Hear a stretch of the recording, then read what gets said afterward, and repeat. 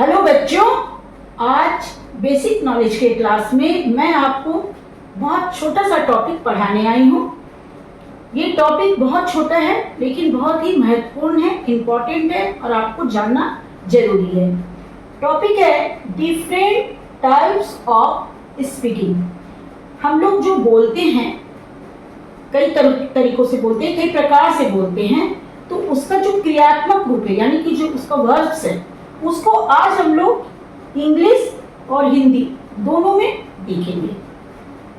तो चलिए देखते हैं। सबसे पहला वर्ड है बच्चों चैट, जिसे कि गपशप और बातचीत।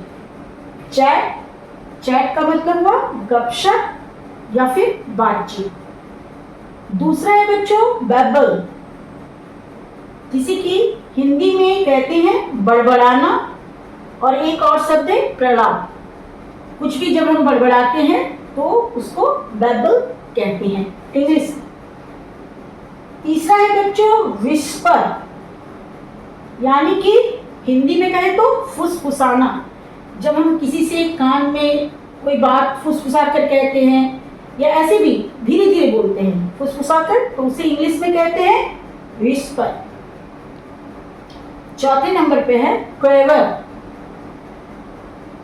जब कोई व्यक्ति कांपते हुए कुछ बात को घबराते हुए कांपते हुए बोलता है तो उसे इंग्लिश में कहते हैं क्वेवर। पांचवा है बच्चों शाउट। किसी बात पे जब चिल्लाते हैं लोग या चिल्ला कर कहते हैं उसे इंग्लिश में कहते हैं शाउट।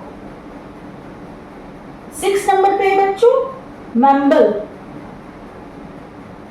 बुदबुदाना। हिंदी में गुनगुनाना या बुदबुदाना। जब धीरे धीरे बुदबुदा कर बोलते हैं, गुनगुना के बोलते हैं, तो उसे इंग्लिश में कहते हैं मैम्बल। और लास्ट यानी कि 7वां है रैम्बल, जिसका हिंदी अर्थ होता है लगातार बोलना। जब कोई बात हम ऐसा करते हैं कि लगातार उसे बोले जा रहे हैं और उस बात का कोई मतलब नहीं है, बस बोले जा रहे हैं, तो उसे इंग्लिश में कहते हैं रैम्बल।